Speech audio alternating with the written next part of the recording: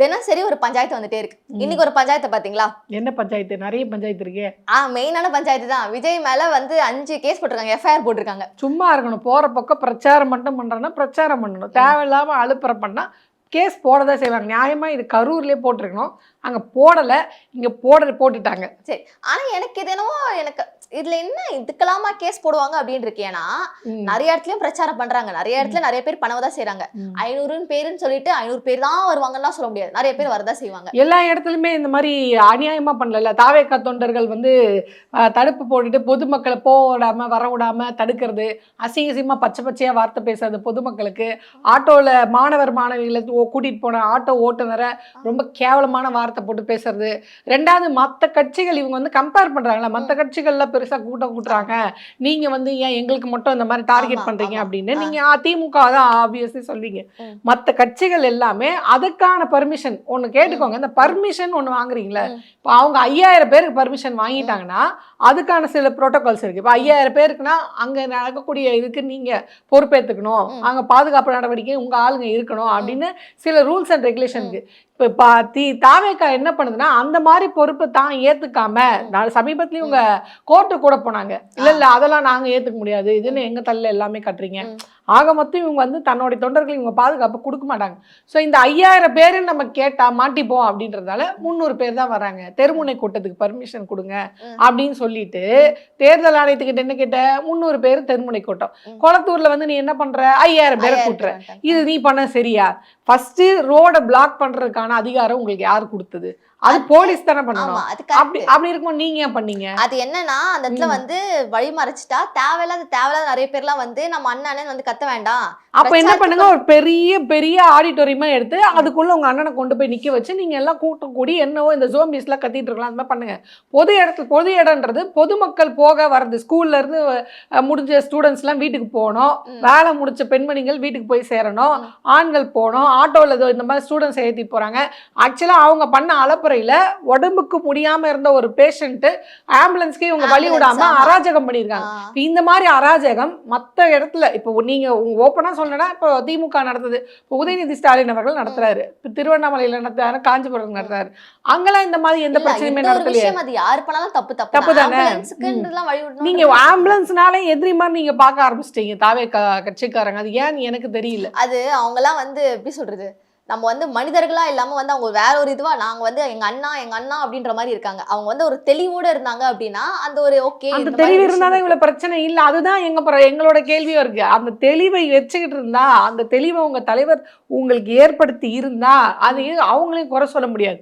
இப்போ மற்ற கட்சி தலைவர்கள்லாம் அடிக்கடிக்கு வராங்க, தொண்டர்களை பாக்குறாங்க, ரோட்ல நடக்க போறாங்க, வாக்கிங் போறாங்க, கை கொடுக்குறாங்க, அந்த தொகுதிக்கு அப்பப்போ போறாங்க. அதனால மக்கள் வந்து ஓகே அண்ணன் வர்றாரு பார்த்துட்டு போறாங்க. நீ என்ன பண்றது, ஆடிக்கு ஒரு வாட்டி அமாவாசைக்கு ஒரு வாட்டி இந்த புத்துல இருந்து பாம்பு வந்து கூட்டம் வந்துருதுல, அதை நீங்க அடிக்கடிக்கு வந்திருந்தீங்கன்னா இந்த மாதிரி நிலைமையே இல்லையே. வீட்டுக்குள்ளே ஒரு விஷயம் இப்போ நம்ம இப்படி எடுத்துப்போமே, ஒரு விஷயம் அரிதினும் அரிது ஒண்ணு வருது, நீங்க இப்ப வந்தா மட்டும்தான் பார்க்க முடியும் அப்படின்னு ஒரு விஷயம் சொல்றாங்க. அப்ப நீங்க என்ன பண்ணுவீங்க, அடிச்சு பிடிச்சி ஏதோ ஒன்று அரிது வருதாம்பா அப்படின்னு நம்ம போய் பார்ப்போம்ல. அந்த மாதிரி ஒரு விஷயம் தான் விஜய் அவர்களுக்கு. அரிதினும் அரிதா ஒண்ணு வெளியே வந்திருக்கு, நம்ம போய் பார்ப்போம் அப்படின்னா எல்லா கூட்டமே கூடுது. ஏன்னா பெரம்பூர்ல இருக்கக்கூடிய மக்களே என்ன சொல்றாங்க அப்படின்னு பாத்தீங்கன்னா, அவர் விஜய் அவர்களை அந்த கூட்டம் கூடிச்சுல, அது 5000 பேர்னா அதுல 1000 பேர் தாங்க பெரம்பூரை சார்ந்தவங்களாவே இருப்பாங்க. ஏன்னா மத்த ஊர்ல இருந்து வரவங்க தான் நிறைய இருக்காங்க. அதுல நான் வேற ஒரு வீடியோ பார்த்தேன், ஒரே பொண்ணு இங்க பெரம்பூர்ல சுடிதார் போட்டுட்டு அழுகுது, அதே பொண்ணு கொளத்தூர்ல டிஷர்ட் ஜீன்ஸ் பேண்ட் போட்டு கண்ணாடி போட்டு அழுகுது. இந்த வீண் விளம்பரம் உங்களுக்கு எதற்கு நீ வாங்குற 5-10க்கு இந்த வீண் விளம்பரம் உனக்கு தேவையா? நீ வாங்க போறது ஒரு தொகுதியில, அந்த ஒரு தொகுதியை இழுத்துக்குமா பறிச்சுக்குமான் இருக்கு பெரம்பூரே. அதை போட்டா போட்டிட்டு இருக்காங்க. நீ எங்க நின்னாலும் உன்னை தோக்கடிப்பான்னு திமுக சார்பா, அதிமுக சார்பா, எல்லா சார்பா உன்னை இது பண்ணிடுறாங்க. இந்த பொழப்பு உனக்கு தேவையா? எதுக்கு இந்த வீண் விளம்பரம் தான் நான் கேட்கறேன். அவங்களுக்கு வந்து அண்ணன் மேல இருக்க ஒரு பாசம், அதுக்கு ஏன் ஆளை இறக்கிட்டு பண்ற? உனக்கு தான் பாசம். அவனா ஜூலி இந்த பெரிய இவளா அவளா அப்படின்னு பேசுற அளவுக்கு, ஒரு தரம் தாழ்ந்து பேசுற அளவுக்கு ரசிகர்கள் தான் உங்களுக்கு இருக்கிறாங்களே. அப்படி எதுக்கு நீங்களா ஆளை செட் பண்ணி பெரம்பூர்ல ஒரு வாட்டி, பெரம்பூர்ல ஒரு வாட்டி டிஷர்ட் போட்டு கொளத்தூர்ல ஒரு வாட்டி, எதுக்கு இந்த பொழப்புன்னு நான் கேட்கறேன். நாங்களா ஆள் செட் பண்ணல, அவங்களா வராங்க. அவங்களாம் வரவங்க எப்படி கரெக்டா அவங்கள வீடியோ எடுத்து அவங்க வந்து மீடியால வராங்க நான் கேட்கறேன். அதுதான் நாளைக்கு பாருங்க, இங்கே ஒரு ட்விஸ்ட் இருக்கு பாருங்க. மீடியா மீடியால வந்து அவங்க வந்து ஆள் சேர்க்கணும் அப்படின்ற ஒரு இது இருக்கு, மீடியால மாட்டிக்க போறோம் அப்படின்ற ஒரு இதுவும் இருக்கணும் அவங்களுக்கு. புரியல, மீடியால மாட்டிக்கணும் தானே அவங்க வீடியோ எடுத்து போடுறாங்க. மாட்டிக்கிட்டா அப்ப அவங்க பேர் இருந்தாலும் டேமேஜ் ஆகும். டேமேஜ் ஆயிருச்சு நீங்க தேவையில்லாம். அதான் சொல்றேன், உங்க அதாவது முன்ன பின்ன செட்டா தானே சுடுகாடு தெரியுன்ற மாதிரி முன்ன பின்ன இதெல்லாம் பண்ணியிருந்தா தானே உங்களுக்கு தெரியும். உங்களுக்கு அதாவது சரியா செய்யவும் தெரியல, தப்பும் சரியா ஒழுங்கா செய்ய தெரியல, மாட்டிக்கிற மாதிரி தப்பு பண்றீங்க, பொய்யும் ஒழுங்கா சொல்ல தெரியல. இப்ப சொன்னீங்க பாத்தீங்களா, அம்மாவுக்கு கடன் கொடுத்தேன், அப்பாவுக்கு கடன் கொடுத்தேன், பொண்டாட்டி விவாகரத்து கேட்டா அப்படின்றக்காக 12 கோடி கொடுத்தேன், நகை வேற நான் இவ்வளவு சவரம் வாங்கி போட்டிருக்கேன் அப்படின்றீங்க, 3000 சவரன் நகை வாங்கியிருக்கேன் அப்படின்னு பொண்டாட்டி மேல வாங்கிருக்கீங்க. உங்க பொண்டாட்டி கிட்ட என் பேர்ல ஒரு ஸ்கொயர் ஃபீட் இடம் கூட வாங்கல, டைவர்ஸை கொடுத்தா போதுங்க. இது 2 பேர்ல எது சொல்றது போய், யார் சொல்றது போய்? நிச்சயமா விஜய் அவர்கள் சொல்றதுதான் போய். இல்லைன்னா பொண்ணுக்கு பெத்த பொண்ணுக்கு நான் 4 லட்சம் கடன் கொடுத்தேன்னு யாராவது சொல்லுவாங்களா? அதெல்லாம் கண்டிப்பா யாரும் சொல்ல மாட்டாங்க. அவர் சொல்லியிருக்காரு, எல்லாம் ஒண்ணு தூக்கிட்டு வந்துட்டாங்க பாத்தீங்களா. திமுக வந்து 2 கோடி 3 கோடின்னு கணக்கு காட்டுறாங்க, எங்க அண்ணன் ஒரிஜினலா 500 கோடி. இந்த விஷயம் பொறுத்த வரைக்கும் நான் யாருக்குமே சப்போர்ட் பண்ண விரும்பல, எந்த கட்சிக்கும். நரேந்திர மோடியில இருந்து விஜய் அவர்கள் வரைக்கும் வேட்பு மனுவில் உண்மையான சொத்து இது சொல்றது இல்லை. ஆனா மோடிஜி அவர்களை தான் உள்ளதுலேயே மோசமா கழிவு ஊற்றக்கூடிய ஒரு நபராக இருந்திருக்காரு. பொண்டாட்டியை கைவிட்டவர், இவரை மாதிரி அவரு பொண்டாட்டியை கைவிட்டவர் அப்படின்லாம் நம்ம பேசிட்டு இருக்கோம். அவரு கூட டிகிரியில தான் வந்து மோசடி பண்ணார். இந்த மாதிரி பொண்டாட்டிக்கு கடன் கொடுத்தேன், அம்மாவுக்கு கடன் கொடுத்தேன், பக்கத்து வீட்டுக்கார கடன் கொடுத்தேன், சொந்த கட்சியில இருக்க அமித்ஷாவுக்கு கடன் கொடுத்தேன், இவர் புஷி கொடுத்தாரு பார்த்தீங்களா, அதனால நான் அமித்ஷா கடன் கொடுத்தேன்னு அவர் மென்ஷன் பண்ணல, நீ மென்ஷன் பண்ணியிருக்கீங்களே, அதுதான் எனக்கு வருத்தமா இருக்கு. எதுக்கு இந்த பொய்? அப்போ ஒன்று சங்கீதா போய் சொல்றாங்களா, விஜய் போய் சொல்றாங்கன்னா, இந்த தரவுலாம் எடுத்து பார்க்கும்போது விஜய் போய் சொல்றாரு. அதுவும் அவர் நடத்துற ட்ரஸ்ட்டுக்கு அவரே கடன் கொடுத்துருக்காரு. இது வல்லவா போய்? அதான் சொல்றேன், எப்படிங்க அவங்களா கடன்? ட்ரஸ்ட் அவர் பேர்ல இருக்கு, ஸ்கூல் அவர் பேர்ல இருக்கு, ஆனா அந்த ட்ரஸ்ட்டுக்கு இவர் கடன் கொடுத்துருக்காரு. எப்படிப்பா? இப்போ அனிதா வந்து இறந்துட்டாங்க, நீட் இதுல இறந்துட்டாங்க அப்படின்ட்டு அங்க போய் ஆறுதல் சொல்ற, ஆனா அதே நபர் நீ 20 கோடி வந்து கடன் கொடுத்தங்கிற நீட் இது பண்ண அந்த இதுக்கு கல்வி குழுமத்துக்கு நீ கொடுத்துருக்க. அப்ப உண்மையிலே நீ யாரு? நீட்டுக்கு எதிரான ஆள, நீட்டுக்கு ஆதரித்தா தெரிகிறாள், இப்படியும் வந்து ஹெல்ப் பண்ணுவாங்க, இப்படியும் காட்டியும் கொடுப்போம் கூட்டியும் கொடுப்போம். அந்த கதை தான் விஜய் கதை அப்படின்ற மாதிரி தான் இருக்கு. அதாவது இந்த இதெல்லாம் எதுல போய் சேர்த்துக்கிறத சொல்ல, அதுதான் சொல்றேன், தப்பு பண்றீங்களா தெரிஞ்சா அது பண்ணுங்க, இல்ல ஒண்ணு நேர்மையா இருந்துருங்க. இதுல இன்னொன்னு பாத்தீங்களா, பாக்கல என்ன சொல்லுங்க, நிறைய பாக்குறோம், அதெல்லாம் எதுன்னு தெரிய மாட்டேங்குது. குறிப்பிட்டு சொன்னாங்க நிறைய பேர் அந்த வேட்பாளருக்கு எடுத்திருக்காங்கன்னு சொன்னாங்க பாத்தீங்களா, ஏதோ PhD படிச்சுட்டு ஏதோ கேன்சர் கனிமொழி. அதாவது இவங்க பேருக்கு தான் வந்து பெரியார் கொள்கை தலைவர்னு வச்சிருக்காங்க. அந்த அம்மா இன்னொரு ஜோசியை சொல்லிச்சு, விஜய்லாம் வந்து 2026 சிஎம் வரமாட்டாரு, அப்படிப்பட்ட வேட்பாளர் தான் இவங்க தேர்ந்தெடுக்காங்க. அவர் யாருன்னா அந்த கனிமொழினா, அதாவது இவங்க வந்து PhD வந்து படிச்சிருக்காங்க, பெரிய ஜோசியர். எப்படிப்பட்ட ஜோசியர்னா புற்றுநோயவே வந்து ஜோசியத்து மூலியமாக கியூர் பண்ண முடியல. ரெண்டுமே ஃப்ராடு, ரெண்டுமே போய், PhDயும் போய், புற்றுநோயை வந்து ஜோசியத்து மூலியமா வந்து கியூர் பண்ணலாம் சொல்லலாம், ரெண்டுமே போய். இப்படிப்பட்ட ஒரு ஃபோர்ஜரி. ஆமா, இந்த மாதிரியான ஃபோர்ஜரிகளை தான் பார்த்து ஃபில்டர் பண்ணி எடுத்திருக்காரு.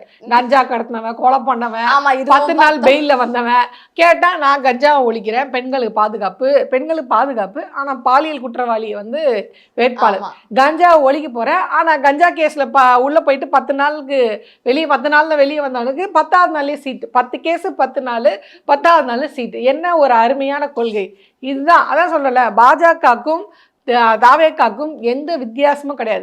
நம்மளாம் இது நாள் வரைக்கும் சந்தோஷப்பட்டு இருக்கோம், பாஜக தமிழ்நாட்டில் வந்து கால் ஊனலை அப்படின்னு. அந்த குறைய வந்து போக்குறாரு. ஆமா, பாஜக நேரடியாக கால் ஊன முடியாது ஒருபோதும். அதோடைய பி பிரான்ச் ஆரம்பிச்சு அதன் மூலியமா தமிழ்நாட்டுல கால் ஊன்ற பாக்குறாங்க. நடுவில் அது வேற ஏதோ லிங்க் போச்சு பாத்தீங்களா, தாவேக்காவும் வந்து பிஜேபியும் வந்து அலையன்ஸ் பண்ண போறாங்க, இது பண்ண போறாங்கன்னு சொல்லிட்டு. அது என்ன ஆச்சு? அதாவது அவங்க அலையன்ஸ் பண்ண போறாங்க, நேரடியா கூட்டணி வைக்க போறாங்க அப்படின்னு நிறைய பேர் பேசினாங்க. ஆனா அப்ப நான் மட்டும் சொன்னேன், இல்லைங்க அதுக்கு வாய்ப்பு இல்லை. ஏன்னா பியூஎஸ் கோயலே சொன்னாரு, நேரடியாக தம்பி நம்ம களத்துல இறங்கினது சிறுபான்மையர் ஓட்டு பிரிக்கிறதுக்காக தான். அப்போ இவங்க 2 பேரும் கூட்டணி நேரடியாக வைக்கும் போது அந்த சிறுபான்மையர் ஓட்டு வராது. இவரை வந்து எதுக்காக நீங்க வந்து இறக்கி விட்டீங்க, எதுக்காக இந்த சூனியை வச்சு, இந்த சூனிய பொம்மையை வச்சு கை கால் விளங்காம போனது தான் வச்சேன். அப்போ இந்த ட்ரீட்மெண்ட் எடுத்த கை கால் விளங்காம போகாதே அப்படின்ற மாதிரி இவரை வந்து உங்க கூட நேரடியாக கூட்டணி வச்சு தெரியுன்னா சிறுபான்மையர் ஓட்டு விழாது. இப்போ அண்டர் கிரவுண்ட் டீலிங் மீட்டிங் வச்சுப்போம். ஆக்சுவலா பாஜகவுக்கு ஒரு ஸ்டைல் இருக்கு, அது என்ன போஸ்ட் போல்னு சொல்லுவாங்க. ஓகே அதாவது எலெக்ஷனுக்கு அப்புறமா யார் யாரெல்லாம் ஜெயிச்சிருக்காங்களோ, யார் யாரெல்லாம் விலை கொடுத்து வாங்க முடியுமோ அவங்க எல்லாம் விலை கொடுத்து வாங்கி, இப்ப 35 மார்க் எடுத்தா பாஸ்ன்னு வைங்களேன், நீ ஒரு 20 மார்க், நான் ஒரு 15 மார்க், ரெண்டையும் சேர்த்து பாஸ் காமிச்சிடலாம். தனித்தனியா 35 மார்க் இந்த மாதிரி வேலை நடக்கும். அந்த வேலையை இன்னைக்கு பாஜக தமிழ்நாட்டுல விஜய் அவர்களை வச்சு செய்ய போகுது. சிறுபான்மையர் ஓட்டை வந்து பிரிச்சு அவர் ஒரு குறிப்பிட்ட சதவீத வாக்கு வாங்கி, அதாவது வாக்கு வாங்கினா பத்தாது, வெற்றி பெறணும், வேட்பாளர்கள் வெற்றி பெறணும். எம்எல்ஏக்கள் வைங்களேன், 10 எம்எல்ஏக்கள் வாங்கி இவர் ஒரு குறிப்பிட்ட எம்எல்ஏக்களை வாங்கின உடனே நம்ம 2 பேர் சேர்ந்து எதிர்கட்சியா உட்காரலாம். இப்ப போட்டியே என்னன்னா ஆளுங்கட்சியா உட்கார்றதுக்கு இல்ல, 100% இவங்க ஆளுங்கட்சியா உட்கார முடியாது, அதுக்கான வாய்ப்பு கிடையாது. இந்த போட்டியே இப்ப அதிமுகவை எப்படி காலி பண்ணலாம், இப்போ என்ன இவங்க பிளான்னா, நம்ம அதிகப்படியா வந்து அதுல ஜெயிச்சு நாம வந்து ஒன்றும் இல்லை, அதிமுகவில் இருக்க எம்எல்ஏக்களை விலைக்கு வாங்கிட்டா இவங்க 27 இன்னைக்கு வாங்கியிருக்காங்க. அதிமுகவுமே வந்து பாத்தீங்கன்னா பிஜேபி சொல்றது தானே கேட்பாங்க. கேட்டாலும் நம்ம அந்த பொசிஷன்ல இருக்கிறது, இப்போ நான் வந்து பிஜேபி என் பேச்சு கேட்குதுன்னே இருக்கட்டும், ஒரு இடத்துல மாறிட்டார், ஏன்னா போன எம்பி இதுல வந்து கழட்டி விட்டார் பார்த்தீங்களா எடப்பாடி. அவர் என்ன பிளான் போடுறாருன்னா, நம்ம தனி பெரும்பான்மையை வந்துட்டோம்னா இவரை கழட்டி விட்டுறலாம் அப்படின்ற மாதிரி. கழட்டியே விடலனாலும் நம்ம இஷ்டத்துக்கு நம்ம ஒரு சில டிசிஷன் எடுக்கலாம் அப்படின்ற மாதிரி ஒரு இதுல இருக்காரு. இவங்க என்ன பிளான் பண்றாங்கன்னா, நீ ஜெயிச்சு வா, ஜெயிச்சு வந்த உடனே யார் யார் ஃபைல் என்கிட்ட இருக்கோ அவங்க ஃபைல் எல்லாம் நான் ஃபைலை காமிச்சோ இல்லை காசை கொடுத்தோ நான் விலைக்கு வாங்கிடுவேன். அப்படியும் விலைக்கு வாங்கி என்னால எதிர்கட்சியா உட்கார முடியாத பட்சத்துல தம்பி இருக்காரு விஜய், தம்பி வர்றாரு வெளியே விடு அப்படின்றவன் தம்பியை தூக்கி என் கூட சேர்த்து 3 டீமா சேர்த்து நான் என்ன பண்ணுவேன், எடப்பாடி எதிர்கட்சி தலைவர்ல இருந்து தூக்கிட்டு நான் தான் எதிர்கட்சி தலைவர் அப்படின்னு அமித்ஷாஜி அவங்க ஆளா பார்த்து அங்க உட்கார வைப்பார். இப்போ இந்த எதிர்கட்சிக்கான போட்டி தான். ஆனா எனக்கு தெரிஞ்சு 100% விஜய் அவர்கள் 10 எம்எல்ஏ எல்லாம் ஜெயிக்க, அதிகபட்சமா பெரம்பூர்ல அவர் நிக்கிற தொகுதியில அவர் ஜெயிச்சாலே அது பெரிய விஷயம். ஸோ அதுதான் எனக்கு தெரிஞ்சு நடக்க போகுது. அதுதான் நானும் யோசிக்கிறேன். அதை பெரம்பூர்ல அவர் நின்று அவர் ஜெயிச்சாலே அது பெரிய விஷயம்தான். ஸோ அமித்ஷா அவர்கள் இப்போ கூட சொன்னாங்க பார்த்தீங்களா, டெல்லிக்கு வந்து தாவேக்காவுடைய 2ஆம் கட்ட தலைவர்கள்ல ரொம்ப வேகமா கிளம்பி போயிட்டு இருக்காங்க அப்படின்னு. இப்போ எல்லாம் சொன்னாங்க அது வந்து தேர்தல் அதிகாரி, தலைமை தேர்தல் அதிகாரியை சந்திக்க போறாங்க. ஏன்னா உள்ளூர்ல இருக்க அதிகாரிகள் இவங்க வந்து டீலிங்கே வச்சுக்க மாட்டாங்க, எது வந்தாலும் டைரக்டா. ஏன்னா தமிழ்நாடு போலீஸ் பிடிக்கல, சிபிஐ விசாரணை தான் வேணும். தமிழ்நாட்டில் இருக்க தேர்தல் அதிகாரி வந்து பிடிக்கல, நான் டெல்லிக்கு தான் போவான்னு டெல்லியோட டீலிங். ஏன்னா அங்கதான் அண்டர் கிரவுண்ட் டீலிங் போயிட்டு இருக்கு, அதனால அங்க டெல்லிக்கு போயிருக்காங்க. எனக்கு தெரிஞ்சு அங்க இந்த மாதிரி சொல்லியிருக்காரு பாத்தீங்களா, அதாவது பாஜகவை சார்ந்த மத்திய அமைச்சர் ராம்தாஸ் அத்வாலே இருக்காரு, அவர் சொல்லியிருக்காரு, நாங்க எலெக்ஷன் முடிஞ்சதுக்கு அப்புறம் தனி பெரும்பான்மை வரல அப்படின்னா தம்பி விஜயை கூப்பிட்டு சேர்த்துப்போம் அப்படின்னு அவரே ஓப்பன் ஸ்டேட்மெண்டா சொல்லிட்டாரு. இதுதாங்க அண்டர் கிரவுண்ட் டீலிங், முடிஞ்சு போச்சு. விஜயோடைய பிளானை வந்து அவர் வெட்ட வெளிச்சமா போட்டு கொடுத்துட்டாரு. ஸோ இதை பத்தின டிஸ்கஷன் தான் அங்க போறதுக்காக, அந்த மாதிரியான பேச்சுவார்த்தைக்கு பேசிதான் போயிருப்பாங்க. உங்க கூட அண்டர் கிரவுண்ட் டீலிங் வச்சுக்கணும்னா இந்த தேர்தல் அதிகாரி நம்ம இஷ்டத்துக்கு வேலை செய்யணும். புஷி ஆனந்த் சொல்லல, இட்டுன்னு போறதுதான் கஷ்டமாகுதுன்னு. அண்ணே உங்க கூட அண்டர் கிரவுண்ட் டீலிங் வச்சுக்கணும்னா தேர்தல் அதிகாரி நம்மளுக்கு ஏற்ற மாதிரி வேலை செய்யணும். சும்மா இந்த மாதிரி கொச்சல் கொடுக்கூடாது. நாங்க 500 பேர் சொல்லுவோம், 1000 பேரை கூட்டுவோம், நீங்க இதெல்லாம் கண்டுக்கூடாது. சும்மா எங்க மேல கேஸ் போடக்கூடாது. ஆமா, தெருக்கு தெரு இல்ல 3 ஸ்பீக்கர்னு 300 ஸ்பீக்கர் வைப்போம், ஏன்னா அதெல்லாம் கேள்வி கேட்டுக்கிறாங்க அப்படின்ட்டு இங்க இருந்து புஷி ஆனந்த் அவர்கள் போய் அங்க வந்து கம்ப்ளைண்ட் கொடுப்பாரு. நம்மளுக்கு கொஞ்சம் பார்த்து செய்யுங்கண்ணே, செஞ்சிருவாங்க. அதேதான் செஞ்சிருவாங்க, செய்வாங்க. தேர்தல் முடிஞ்ச பிறகு செய்வாங்க. மே 4ஆம் தேதி தெரியும் ரிசல்ட் என்னன்னு. அதுக்கப்புறம் என்னென்ன செய்ய போறாங்க அப்படின்றத நம்ம பொறுத்திருந்து பார்க்கலாம். தினமும் ஏதாவது ஒரு ஃபன் நடந்துட்டே இருக்கு. இனிமே வர நல்லா ஃபன் வருது, நிறைய ஃபன் வரும். தாவேக்காவும் இருக்க வரைக்கும் நம்மளுக்கு ஃபன்னுக்கு வந்து பிரச்சனையே கிடையாது. கண்டிப்பா பாப்போம், அடுத்த நிகழ்ச்சியில பார்க்கலாம்.